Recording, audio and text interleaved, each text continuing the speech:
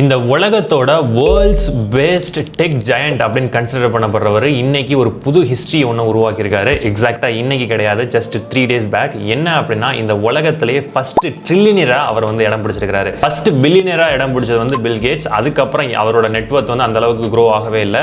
But Elon Musk, who has concentrated himself more on technology and AI, has become the world's best trillionaire today. இதுதான் ரொம்ப ஷாக்கிங்கான விஷயமா bro அப்படின்னு கேட்டீங்கன்னா கிடையவே கிடையாது. அதுக்கு மேல அவர் வந்து இன்னொரு சூப்பரான விஷயம் பண்ணியிருக்காரு. அதுதான் வந்து இன்னைக்கு உலகத்துல இருக்க எல்லா மக்களையும் திரும்பி பார்க்க வச்சிருக்கு. என்ன அப்படின்னா, அவர் ஸ்பேஸ் எக்ஸ் அப்படிங்கிற கம்பெனி ஆரம்பிச்சப்ப நிறைய இன்ஜினியர்ஸ் ஹையர் பண்ணாரு. ஆனா எல்லா இன்ஜினியர்ஸ்க்கு சேலரிங்கிற ஒண்ணு கொடுக்காம அவர் கம்பெனில இந்த ஸ்டாக்ஸே வந்து கொடுத்தாரு. சோ இது மூலமா என்ன ஆச்சு அப்படின்னா, அவங்களுக்கு மினிமம் சேலரி போச்சு, பிளஸ் கம்பெனியோட ஸ்டாக்ஸ் வந்து அவங்க பேர்ல வந்து இன்க்ரீஸ் ஆகிட்டே தான் இருந்துச்சு. So 3 days back Elon Musk அவருடைய ஸ்பேஸ் எக்ஸ் கம்பெனியை ஐபிஓ, அதாவது அவங்களோட ஸ்பேஸ் எக்ஸ் கம்பெனியோட ஸ்டாக்ஸ் வந்து வாங்குறதுக்காக பப்ளிக் கொண்டு வந்தப்ப அவங்க கம்பெனில வேலை பார்த்துக்கிட்டு இருந்த எல்லா இன்ஜினியர்ஸுமே they all became millionaires today. Imagine earlier என்ன சொல்லிட்டு இருந்தாங்க அப்படின்னா, நீங்க ஒரு entrepreneur இருந்தீங்க அப்படின்னா மில்லியனர் ஆகலாம், நீங்க வந்து ஒரு பிசினஸ் ஓனரா இருக்கீங்க அப்படின்னா மில்லியனர் ஆகலாம், நீங்க ஒரு எம்ப்ளாயா இருந்தீங்க அப்படின்னா மில்லியனர் ஆக முடியாது அப்படிங்கிற மாதிரி நிறைய பேர் சொல்லிட்டு இருந்தாங்க. பட் அந்த ஒரு பர்டிகுலர் வார்த்தையை வந்து இலான் மஸ்க் இன்னைக்கு பிரேக் பண்ணி அவர் கம்பெனில வேலை பார்த்துக்கிட்டு இருக்க எல்லாரையும் மில்லியனர் ஆக்கியிருக்காரு. எல்லாரையும் சொல்ல முடியாது, குறிப்பிட்ட ஒரு 50 எம்ப்ளாயிஸை மட்டும் தான் அவர் வந்து மில்லியனர் ஆக்கியிருக்காரு. இன்னைக்கு தேதியில இலான் மஸ்கோட டோட்டல் நெட்வொர்க் எவ்வளவு அப்படின்னு பாத்தீங்கன்னா $1.2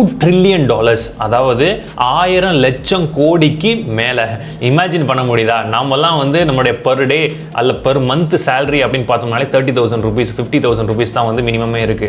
பட் இங்க இலான் மஸ்கோட டோட்டல் நெட்வொர்த் மட்டும் பாத்தீங்க அப்படின்னா $1.2 trillion, 1000 லட்சம் கோடிக்கு மேல. அதாவது அவர் ஒரு நாளைக்கு 1 லட்சம் கோடி சம்பாதிச்சா கூட ஒரு வருஷத்துல 365 லட்சம் கோடி தான் சம்பாதிக்க முடியும். பட் அதை விட 3 மடங்கு 4 மடங்கு அதிகமா அவருடைய நெட்வொர்த் வந்து இன்னைக்கு இருக்கு. அஃப்கோர்ஸ் இன்னைக்கு அவர்கிட்ட இவ்வளவு பெரிய காசு இருக்கு அப்படின்னா it is not just because அவர் வந்து மற்றவங்களை யூஸ் பண்ணி காசு சம்பாதிச்சாரு அப்படின்னு சொல்லவே முடியாது. டெஃபினட்டா, ஏன்னா அவர் இன்னைக்கு இந்த இடத்துல இருக்கிறதுக்கு முழுக்க காரணம் அவருடைய ஹார்ட் ஒர்க் மட்டும்தான். அவர் பிகினிங்ல தன்னோட கம்பெனி ஒன்று பேபால் அப்படிங்கிற கம்பெனி ஒன்று கிரியேட் பண்ணி அந்த கம்பெனியை மற்றவங்களுக்கு சேல் பண்ணி அதுல இருந்து வந்த காசு எல்லாத்தையும் ரீஇன்வெஸ்ட்மெண்ட் பண்ணி தான் வந்து ஒரு கம்பெனி உருவாக்குனாரு. அதுல வந்து அவர் பேங்க்ரப்ட் ஆகிற வரைக்கும் போயிட்டு அங்கிருந்து பெரிய ஸ்ட்ரகிள்ஸ்லாம் கொண்டு வந்து அவருடைய டோட்டல் கம்பெனி ஷேரையே வந்து இன்னொருத்தவங்களுக்கு கொடுத்து நான் உங்களுக்கு வேலை பார்க்குறேன் அப்படிங்கிற மாதிரிலாம் பேசி ஒரு மிகப்பெரிய அச்சீவ்மெண்ட் பண்ணணும் அப்படிங்கிற ஒரு மைண்ட் செட்ல ஃபோக்கஸ்டா ஒர்க் பண்ணியிருக்கிறாரு.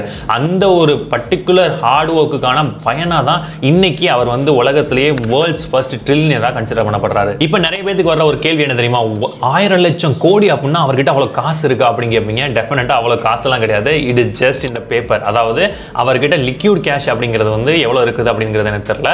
பட் இருந்தாலும் அவருடைய என்டையர் நெட்வொர்த் அப்படின்னு பார்த்தீங்கன்னா எல்லாமே வந்து பேப்பர்ல மட்டும் தான் இருக்கு. ஸோ அது வந்து எப்போ வேணாலும் மேலே போகும், எப்போ வேணாலும் கீழே வரும். அதை பத்தி நம்ம வந்து கன்சிடர் பண்ண தேவையில்லை.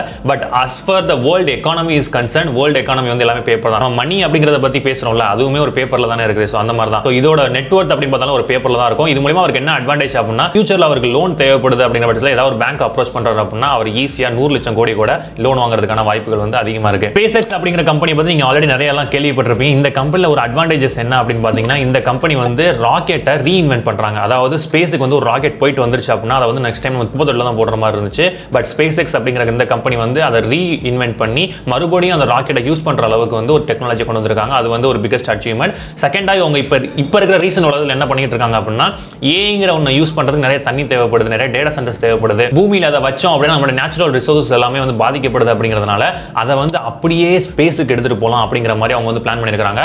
இந்த ஒரு பர்டிகுலர் ப்ராஜெக்டை ஸ்பேஸ் எக்ஸால மட்டும்தான் பண்ண முடியும். அதனால தான் ஸ்பேஸ் எக்ஸோட நெட்வொர்க்குமே வந்து இன்னைக்கு வந்து இன்க்ரீஸ் ஆயிருக்கு. அதுக்கான வேலைகளை வந்து அவங்க ஆல்ரெடி ஈடுபட்டுக்கிட்டு தான் இருக்காங்க. ஃபியூச்சர்ல we will see all the data centers in the space under the leadership of Elon Musk. Definitely. இது மட்டும் தானா அப்படின்னு கேட்டீங்கன்னா டெஃபினட்டா கிடையாது. இதை விட நிறைய மல்டிபிள் ஏஐ ரிலேட்டடான திங்ஸ், நிறைய டெக்னாலஜி ரிலேட்டடான இன்வென்ஷன்ஸ் எல்லாமே வந்துட்டு இலான் மஸ்க் வந்து கொண்டு வந்துகிட்டு இருக்காரு அவருடைய டிஃப்ரெண்ட் கம்பெனிஸ் மூலமா. ஸோ ஆல்மோஸ்ட் எனக்கு தெரிஞ்ச வரைக்கும் மட்டுமே அவர் வந்து ஒரு 10 கம்பெனி மேல ஓன் பண்ணிட்டு இருக்காரு. ஸோ அதுல வந்து ரொம்ப முக்கியமா கன்சிடர் பண்ணப்படுற கம்பெனி அப்படின்னு பாத்தீங்கன்னா டெஸ்லா அண்ட் ஸ்பேஸ் எக்ஸ் தான். டெஸ்லா வந்துட்டு ஜஸ்ட் ஒரு 6 months பேக் வந்து ஐபிஓ கொண்டு வந்தாங்க. அதுக்கப்புறம் தான் அவரோட நெட்வொர்த் வந்து 800 பில்லியன் மாறிச்சு, அதாவது 800 லட்சம் கோடியா மாறிச்சு. இப்போ ஸ்பேஸ் எக்ஸை வந்து ஐபிஓ கொண்டு வந்ததுக்கு அப்புறம் அவருடைய நெட்வொர்த் வந்துட்டு 1 trillion கிராஸ் பண்ணிருச்சு.